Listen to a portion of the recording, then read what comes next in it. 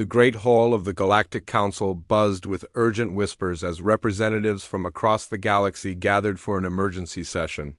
The crystalline walls of the station reflected thousands of lights from the various ships docked outside, each carrying delegates from different worlds and different species. At the center of the circular chamber, a single figure stood waiting to speak. Lyrian was unlike most beings in the galaxy. Her body was made of living crystal that sang soft melodies when she moved, and her voice carried harmonics that could make even the coldest heart feel warmth. She belonged to the Cathara, a peaceful species known throughout the galaxy for their gentle nature and their precious gift to civilization, the harmonic crystals that powered faster-than-light communication across all known space. Today, however, Lyrian's crystal form was dim, and her song carried notes of deep sorrow and desperate fear. She had traveled here from her homeworld of Melodia with news that would shake the very foundations of galactic peace. The council chamber fell silent as Council Prime Regent Valdris called the session to order. Valdris was one of the ancient Elderians, being so old that they had witnessed the rise and fall of entire civilizations. His gray skin looked like weathered stone, and his 4 eyes held the wisdom of countless millennia. The council recognizes Ambassador Lyrian of the Cathara, Valdris announced, his voice echoing through the chamber. Lyrian stepped forward, her crystal feet ringing like bells against the metal floor. When she began to speak, her words carried the musical quality that made Cathara communication so beautiful, but today those words spoke of horror. "Honored council members," she began, "I come before you with terrible news. The Ravagers have returned to our sector of space.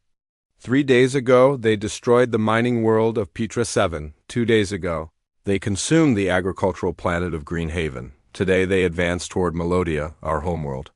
A wave of shocked murmurs swept through the chamber. The Ravagers were a nightmare that haunted the dreams of every civilized species. They were nomads who traveled the galaxy in massive biomechanical ships, consuming entire worlds to fuel their endless journey. Unlike other conquering species who sought territory or resources, the Ravagers sought only to feed.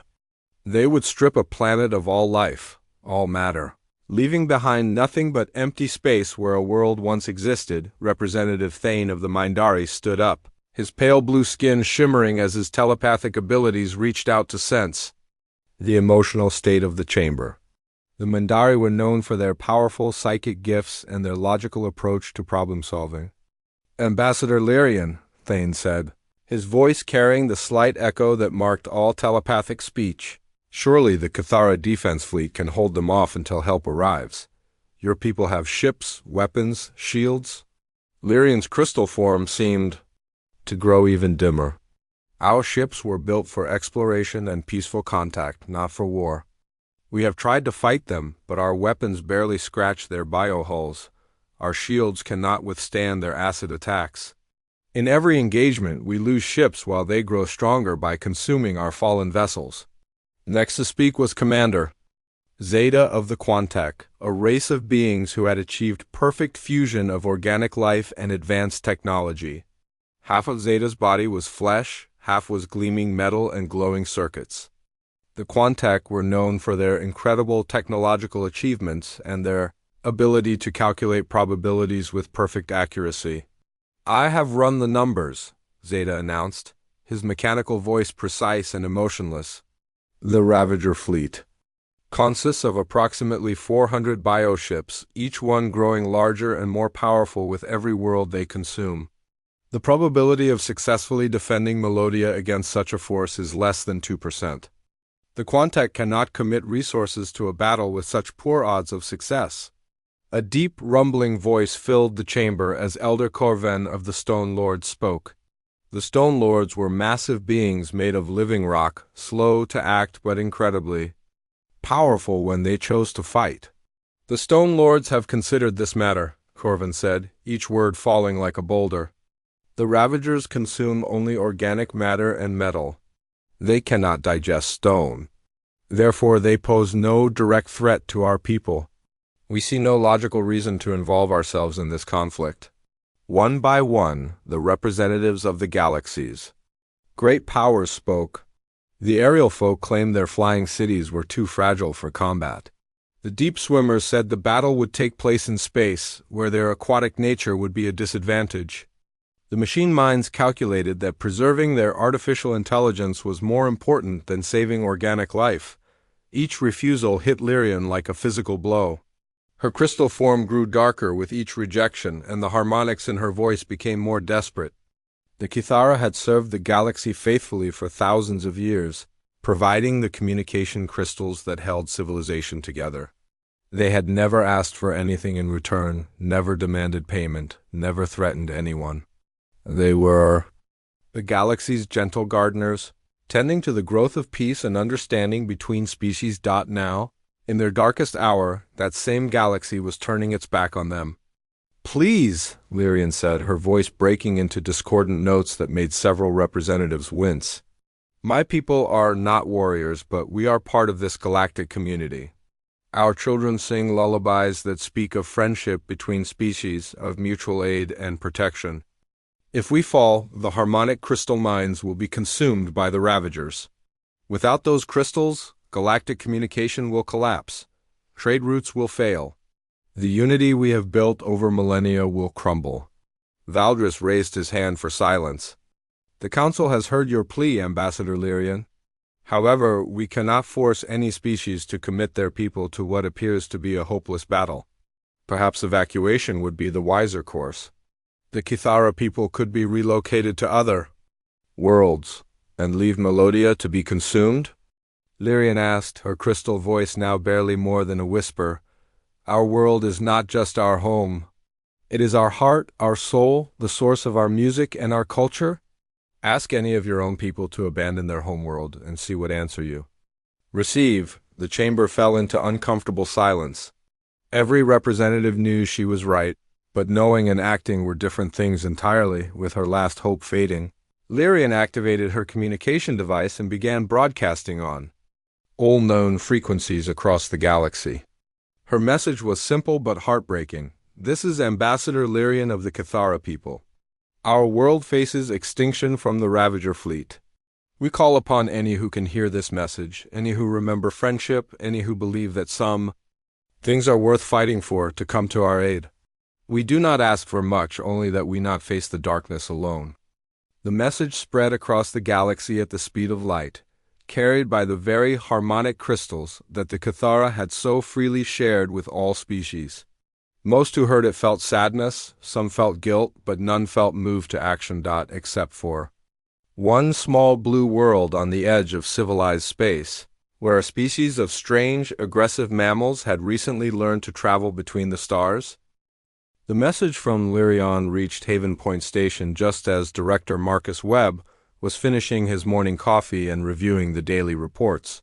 Haven Point was humanity's first and only embassy in galactic space, a small station orbiting a dead moon in a forgotten system. The station itself was nothing impressive by galactic standards. Built from Earth steel and powered by fusion reactors that most species considered primitive, Webb was a career diplomat, a man in his 50s who had spent most of his life trying to convince other species that humans deserved a place in the galactic community. It was not an easy job. Most species saw Earth as a death world, a planet so hostile that only the most dangerous life forms could survive there. Humans were viewed as barely civilized barbarians who had somehow stumbled into space travel. The communication came through on the emergency channel, and Webb listened to Lyrian's plea with growing concern. He knew about the Kithara, had even met a few of their ambassadors during his time at Haven Point. They were gentle beings, more interested in music and philosophy than politics or war. The thought of them facing extinction while the galaxy watched made something burn in his chest. Webb called his senior staff into the conference room. It was a small group: Commander Lisa Torres of the Earth Defense Force, Science Officer David Park, and Communications Specialist Rachel Kim. They were the only permanent human staff on the station, representing Earth's tiny but growing presence in galactic affairs. "You all heard the message," Webb said without preamble. "The Kithara are facing extinction, and every major power in the galaxy has refused to help." Torres leaned forward in her chair. She was a woman in her 40s, career military, with the kind of steady eyes that had seen combat and never flinched. "Sir, we have 3 ships docked here. The Defiance, the Resilience, and the Tenacity. They're all Earth Defense Force vessels designed for system patrol, not major fleet combat." "What's our crew complement?" Webb asked. 200 personnel total, sir," Torres replied. 67 on each ship, plus support staff. They're good people, but we're talking about going up against a force that just scared off the entire Galactic Council. Park spoke up. He was young for a science officer, but his knowledge of galactic technology was impressive. "Director, I've been reviewing the data on the Ravagers. Their bioships are unlike anything in the galaxy. They literally consume matter and convert it into fuel and ship mass. Each battle makes them stronger while their enemies grow weaker." Kim nodded grimly. "The communication networks are already buzzing about this. Every species is congratulating themselves on their wisdom in staying out of it. They're calling it suicide to fight the Ravagers." Webb stood up and walked to the window that looked out at the 3 Earth ships docked to the station. They were ugly by galactic standards, built for function rather than beauty. The hulls were thick Earth steel, scarred from countless small impacts. The engines were massive fusion drives that other species considered crude but reliable. Weapons and armor plating were bolted on wherever they would fit. "What do you think the Kithara would do if humans were facing extinction?" Webb asked quietly. Torres was the first to answer. "They'd help, sir, without question. Even if it meant their own destruction?" "Yes, sir, that's who they are." Webb turned back to his staff. "Then I guess the question is, who are we?" The silence that followed was not empty. It was the kind of silence that comes before a decision that will change everything. Webb could see the same thought forming in each of their minds. Earth had only recently joined the galactic community. Humans were still trying to prove they belonged among the civilized species. This was their chance to show what they were made of. "I'm going to send a message to Earth Command," Webb said finally. "I'm going to request permission to respond to the Kithara distress call." Torres smiled grimly. "Sir, Earth Command will never approve a mission like this. The odds are impossible, and we're supposed to be building diplomatic relationships, not starting wars." "Then I guess we better ask for forgiveness instead of permission," Webb replied.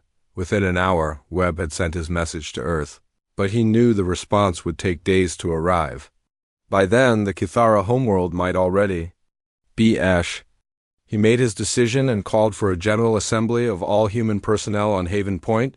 The station's main bay was small, but it held all 200 humans assigned to the embassy. They were a mix of diplomats, scientists, engineers, and military personnel. Most were young volunteers who had signed up for humanity's great adventure among the stars. None of them had expected that adventure to include a war against galactic nightmares. Webb stood before them and explained the situation. He told them about the Kithara plea for help, about the galaxy's refusal to act, and about his decision to respond. When he finished, the bay was completely silent. "I won't lie to you," Webb continued. "This is likely a suicide mission. The Ravagers have destroyed civilizations that were thousands of years ahead of us technologically. We have 3 patrol ships and 200 people. The smart move, the logical move, is to stay here and protect our own interests." He paused, looking out at the sea of faces before him. These were humans, people from a world where survival meant fighting against impossible odds every day. They were the descendants of creatures who had survived ice ages, plagues, wars, and natural disasters that would have wiped out most species. But since when have humans ever chosen the smart move over the right move? Webb asked. The response was immediate and unanimous. Every hand in the bay went up, volunteering for the mission. Torres stepped forward and spoke for all of them. "Sir, no one fights alone. If the Kithara need help, then humans will stand with them." The next few hours were a blur of activity. The 3 Earth ships prepared for immediate departure. Weapons were checked and recharged. Engines were tuned for maximum performance. Supplies were loaded for an extended mission. The crews worked with the kind of focused intensity that humans showed when lives were on the line. Other species at Haven Point watched the preparations with a mixture of confusion and disbelief. The Mindari representative tried to use his telepathic abilities to understand human thinking but gave up in frustration. Human minds, he reported, were too chaotic and emotional for proper analysis. The Quantec observer ran probability calculations and concluded that the human mission had a 0% chance of success. When he tried to explain this to Torres, she just smiled and said, "Then we'll have to make our own luck." As the ships prepared to leave Haven Point, word of the human response began to spread through galactic communication networks. The reaction was universal disbelief. Every major species had refused to help the Kithara because the odds were impossible. Now, the newest, most primitive members of the galactic community were volunteering for certain death. Some called it noble, but foolish. Others called it the action of a Deathworld species too stupid to recognize hopeless odds. A few wondered if humans might actually be insane, but on the bridge of the EDF Defiance, as Torres gave the order to depart, none of that mattered. The human fleet of 3 small ships set course for Melodia at maximum speed. They carried no advanced weapons, no superior technology, no secret advantages. They carried only the determination of a species that had never learned when to give up. The human fleet dropped out of faster-than-light travel at the edge of the Melodia system and immediately understood why every galactic power had refused to help. The space around the Kithara homeworld was filled with ships that looked like they had been grown rather than built. Massive biomechanical vessels stretched across the darkness, their hulls pulsing with organic life and gleaming with metallic implants. "Captain," Torres stood on the bridge of the Defiance and counted the enemy ships through her tactical display. The numbers made her stomach clench. 400 Ravager vessels, some as large as space stations, all moving in the coordinated patterns of a hive mind. Each ship was unique, as if it had evolved rather than been designed, with weapon ports that opened like mouths and armor plating that rippled like living skin. "My God," whispered Lieutenant Brady from the sensor station. "They're beautiful and terrible at the same time." Torres understood what he meant. The Ravager ships had a horrible elegance to them, like predators perfectly adapted for killing. They moved through space with fluid grace, leaving trails of bioluminescent particles in their wake. It was the kind of beauty that warned of deadly poison. "Captain," called out Ensign Walsh from communications, "I'm picking up signals from Kithara ships. They're scattered throughout the system, trying to delay the Ravager advance." On the main screen, Torres could see the desperate battle taking place near Melodia. Kithara vessels, built to look like flowing crystal sculptures, were darting between the larger Ravager bioships like butterflies trying to fight dragons. Their weapons left bright trails of harmonic energy that sparkled like stardust, but the beams seemed to barely scratch the organic hulls of their enemies. As they watched, a Kithara cruiser tried to ram one of the smaller Ravager vessels. The impact should have damaged both ships, but instead the bioship seemed to absorb the crystal vessel, growing visibly larger as it consumed the wreckage and crew. "They're not just destroying the Kithara ships," Torres realized with horror. "They're eating them." Captain Ryan Cross's voice came over the communication channel from the Resilience. "Torres, are you seeing this? These things are literally feeding on the battle." Captain Maya Singh of the Tenacity added her own observation. "Every time they destroy a Kithara ship, they get bigger and stronger. This isn't just a war, it's a harvest." Torres felt the familiar calm that came over her in combat situations. The impossible odds, the horror of what they faced, the knowledge that they were probably flying to their deaths, none of it mattered now. They had a job to do. "All ships, this is Torres. We're going in. Attack pattern Delta, focus fire on the smaller bioships first. Maybe we can stop them from growing any larger." The 3 human ships accelerated into the battle zone at full speed. Their fusion drives left bright blue trails against the darkness, announcing their arrival to both sides of the conflict. The Kithara ships immediately began broadcasting welcomes and warnings. their musical voices carrying both joy at the unexpected help and fear for their new allies. The Ravager response was immediate and terrifying. A dozen of the bioships turned toward the approaching humans, opening weapon ports that glowed with acidic green light. The first salvo came at them like living lightning, streams of bioplasma that seemed to hunt their targets. Evasive maneuvers, Torres called out, throwing the Defiance into a spiral that would have crushed any normal human crew under the gravitational forces. But humans came from a high-gravity world, and their bodies were built to handle stress that would kill most. Galactic species? The bioplasma streams missed, but barely. Torres could feel the heat through the ship's hull as they passed. The Ravager weapons weren't just energy blasts. They were living things that tried to adapt to their target's movements. "Return fire," Torres ordered. "All weapons full spread." The human ships unleashed everything they had. Particle beams, missile salvos, and kinetic railguns all struck the nearest Ravager vessel simultaneously. For a moment, Torres thought they had failed completely. The bioship seemed to absorb the attacks without any visible damage. Then something unexpected happened. The Ravager vessel shuddered and began to list to one side. Green fluid leaked from several wounds in its hull, and its bioluminescent patterns flickered erratically. "We heard it," Brady called out in amazement. "Somehow, we actually heard it." Cross's voice crackled over the radio. "Torres, what did we do different?" "Every other species' weapons just bounced off these things." Singh had the answer. "Our weapons are crude compared to galactic standards. The Ravager's bioarmor has adapted to defend against advanced energy, weapons, and refined particle beams. But our weapons are rough, unrefined, primitive. Their defenses don't know how to handle them." Torres smiled grimly. For once, being considered primitive by galactic standards was an advantage. Human weapons had been designed for warfare on Earth, where enemies used every dirty trick imaginable.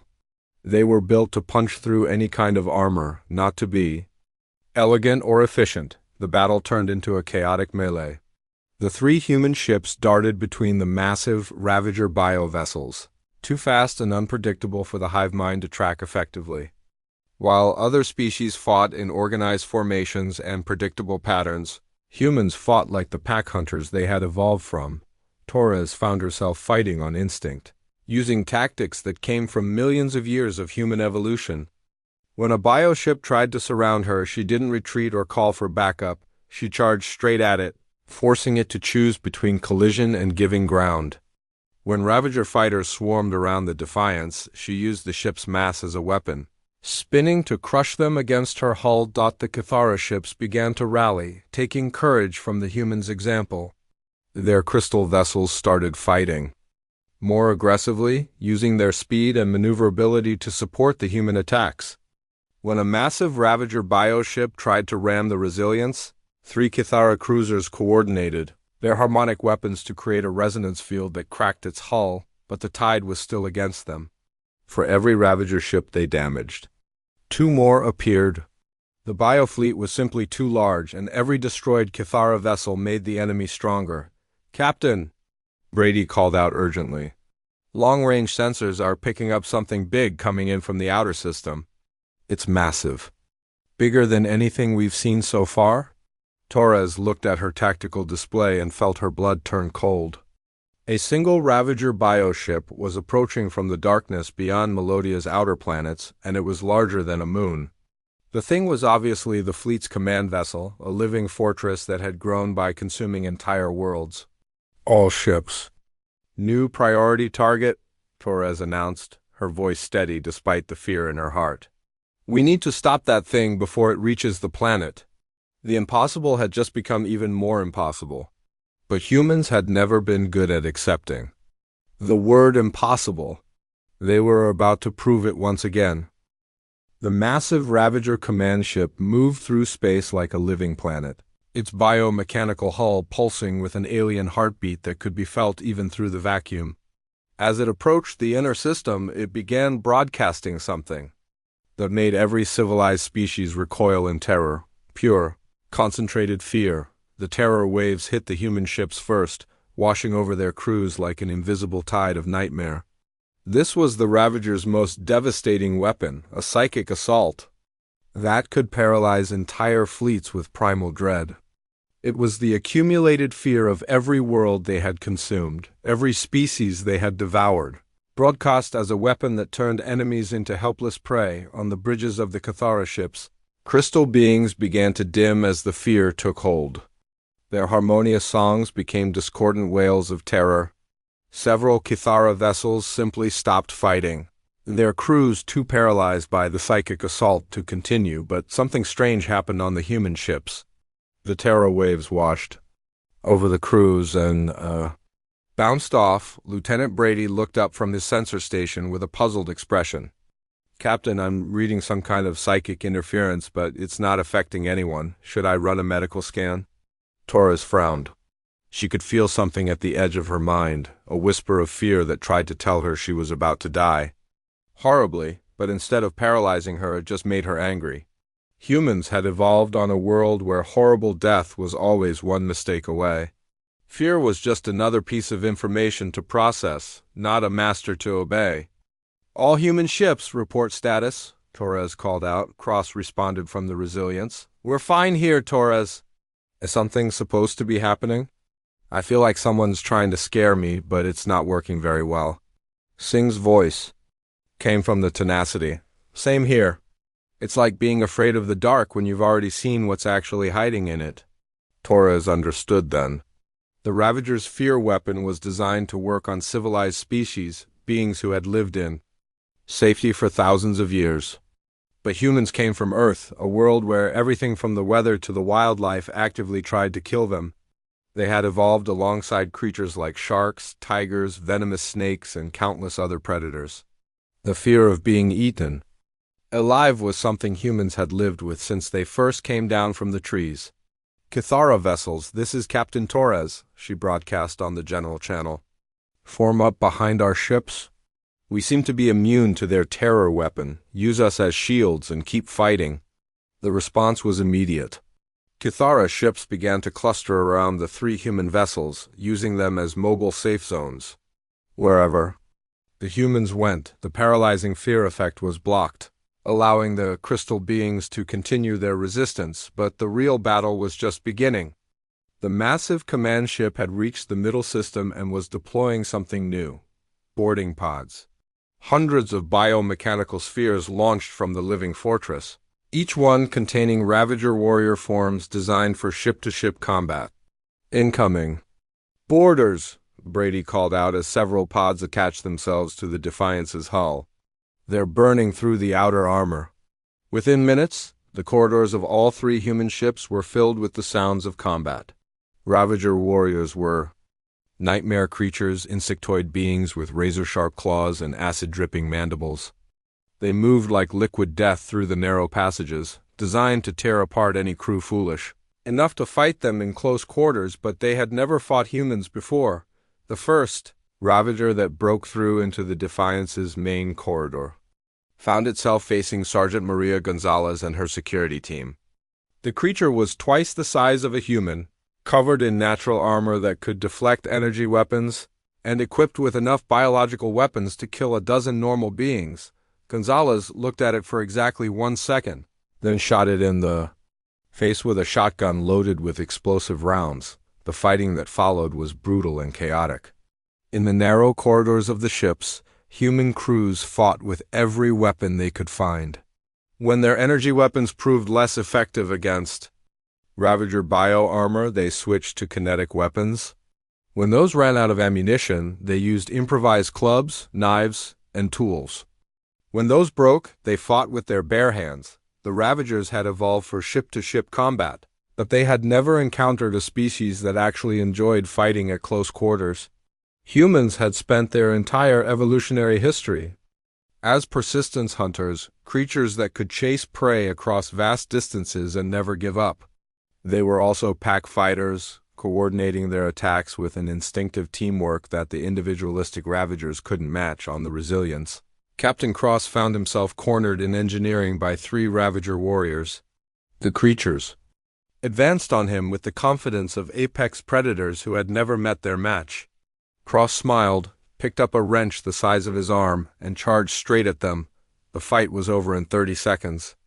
Cross emerged covered in green ichor but otherwise unharmed, while the Ravager corpses leaked biofluid across the deck plates. On the Tenacity, Captain Singh's crew had turned the ship's recycling center into a fortress, using everything from kitchen knives to welding torches to hold off wave after wave of boarders.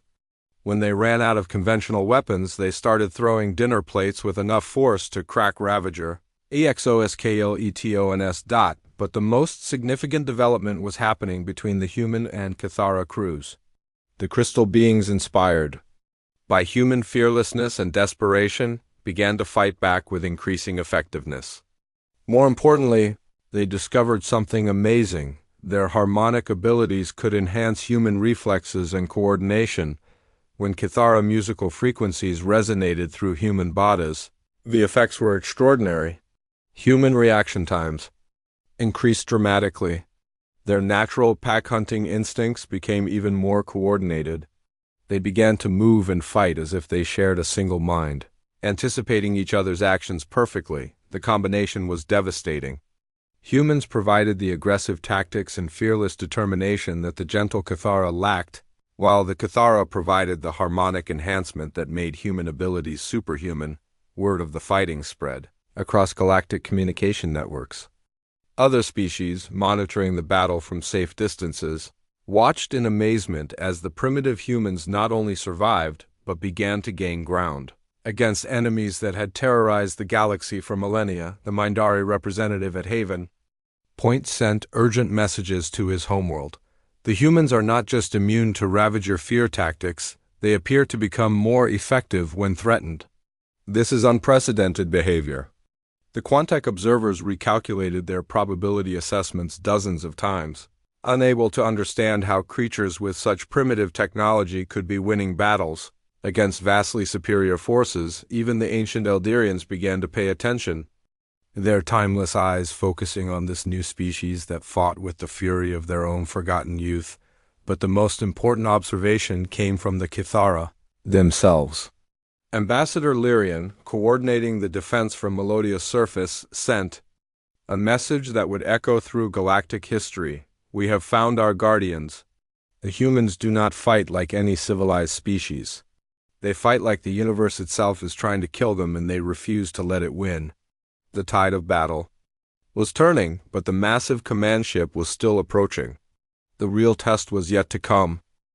The final battle began when the massive Ravager command ship reached Melodia's orbital space. The living fortress was larger than any structure the galaxy had ever seen, a biomechanical nightmare that pulsed with the absorbed life of 1,000 worlds. Its surface was covered with weapon ports that opened like hungry mouths, and its core contained the hive mind that controlled the entire Ravager fleet. Captain Torres watched from the bridge of the damaged, but still fighting defiance. As the monster approached, her ship had taken heavy damage in the boarding actions, but her crew had proven something important. Humans could fight Ravagers hand-to-hand and win. The corridors were littered with alien corpses, and her people were already patching hull breaches and reloading weapons. "Status report," Torres called out. "Resilience is at 60% combat effectiveness," Cross reported. "We lost main engines, but weapons are still online." "Tenacity here," Singh added. "We're running on backup power and half our crew is wounded, but we're still in the fight." Torres looked at her tactical display and made a decision that would have been called insane by any reasonable military commander. The 3 human ships were barely functional, outnumbered 400 to 1, and facing an enemy that had just demonstrated the ability to consume entire fleets. "All ships prepare for final assault," she announced. "We're going after the command ship." The reaction from the Cathara was immediate. Lyrian's voice came over the communication channel, her crystal harmonics carrying desperate concern. "Captain Torres, that vessel is the size of a small moon. Your weapons cannot possibly damage something so massive." "Maybe not," Torres replied, "but we've got one advantage that thing doesn't expect. We're too stupid to know when we're beaten." What happened next became legend throughout the galaxy. The 3 damaged human ships, supported by the surviving Kithara vessels charged directly at the massive command ship. They moved not in formation but in the chaotic pattern of Earthpack hunters, darting and weaving in ways that the hive mind found impossible to predict. The command ship's weapons opened fire, filling space with bioplasma streams and acidic projectiles. Two of the human ships should have been destroyed in the first volley, but they somehow managed to avoid the worst of the damage through pure aggressive maneuvering. Torres brought the Defiance in low, skimming the surface of the living fortress while her weapons tore at the biomechanical hull. She was looking for something specific, a weak point, a critical system, anything that might give them a chance. She found it when Brady's sensors detected a massive energy signature deep within the ship's core. "Captain, there's something down. They're generating enormous power. It might be their primary brain or power source." "Then that's our target," Torres said grimly. "All ships, converge on my position. We're going inside." The plan was beyond desperate. Torres intended to ram the Defiance directly into the command ship's hull, punch through to the interior, and fight their way to the core on foot. It was the kind of strategy that could only come from a species that had evolved by throwing rocks at creatures with bigger teeth. But before she could implement her suicidal plan, something unexpected happened. The surviving Kithara ships began to sing. It started as a low harmonic, barely audible over the noise of battle. But as more crystal vessels joined in, the sound grew into something that shook the very fabric of space. The Kithara were creating a resonance field unlike anything they had ever attempted before, pouring all their harmonic energy into a single, focused song. The effect on the human crews was immediate and extraordinary. Every person on the three ships felt their reflexes sharpened to inhuman levels. Their reaction times became nearly instantaneous. Their coordination reached a level that bordered on telepathic. The harmonic enhancement was turning them into something more than human. Now, Torres screamed, and the three ships moved as one. The Defiance punched through the command ship's hull like a bullet through flesh, its crude earth steel somehow finding the weak points in biomechanical armor. The Resilience followed, ramming deep into the creature's side while Cross led his crew in a fighting retreat toward the core. The Tenacity came last, Singh's damaged vessel serving as a distraction while the other two ships pressed their attack. Inside the living fortress, human crews fought through corridors that pulsed like arteries and rooms that breathed like lungs. The interior of the ship was a maze of organic passages defended by warrior forms that grew more desperate as the humans pressed deeper. But the humans had learned something important during their earlier boarding actions. Ravagers were individuals, not a true hive mind. They could coordinate their attacks, but they couldn't think collectively the way humans could. When faced with truly unpredictable tactics, they became confused and ineffective. Torres led a squad of volunteers through the ship's digestive chambers, areas filled with the partially dissolved remains of consumed worlds. The sight would have driven most civilized beings insane with horror, but humans had seen worse things in their own planet's history. They pressed on, following Brady's sensor readings toward the massive energy signature at the ship's heart. The final chamber was a cathedral of living flesh and biomechanical systems. At its center hung a creature the size of a building, its brain tissue visible through translucent skin. This was the hive mind that controlled the entire Ravager fleet, the collective intelligence that had consumed countless worlds. The creature saw them coming and unleashed its final weapon, not fear, but despair. It projected the accumulated hopelessness of every dying world, every extinct species, every civilization that had failed to stop the Ravager advance. Torres felt the weight of galactic despair settle on her shoulders like a crushing burden. For a moment, she almost gave up. The creature was too big, too powerful, too alien to fight. Then she remembered something her grandmother had told her as a child. Humans don't quit because the job is hard. We quit when the job is done. Torres raised her weapon and opened fire. Her crew followed her example, pouring everything they had into the massive brain. The hive mind screamed in frequencies that shattered crystal and cracked metal. But it could not stop the determined humans from tearing it apart piece by piece. When the mind finally died, the effect was instantaneous. Throughout the fleet, Ravager, ships stopped moving as their controlling intelligence vanished. Some began to cannibalize each other in mindless hunger. Others simply drifted away into space, their crews reduced to individual predators without purpose or direction. The great Ravager fleet, terror of the galaxy for millennia, collapsed into chaos and scattered to the solar winds. Torres stood in the dying command ship and activated her communicator. "This is Captain Torres to all ships. Mission accomplished. The hive mind is dead." The celebration that followed could be heard across the galaxy. Kithara songs of joy resonated through space while human crews cheered themselves hoarse. On Melodia's surface, crystal beings danced in patterns that had not been seen for generations, but the real celebration came later, when the Galactic Council reconvened an emergency session. Representatives who had refused to help the Kithara now found themselves facing a new reality. The primitive humans from the Deathworld had accomplished what no civilized species thought possible. Ambassador Lyrian stood before the council once again, but this time she was not alone. Director Webb stood beside her, representing not just humanity, but a new understanding of what the galaxy needed.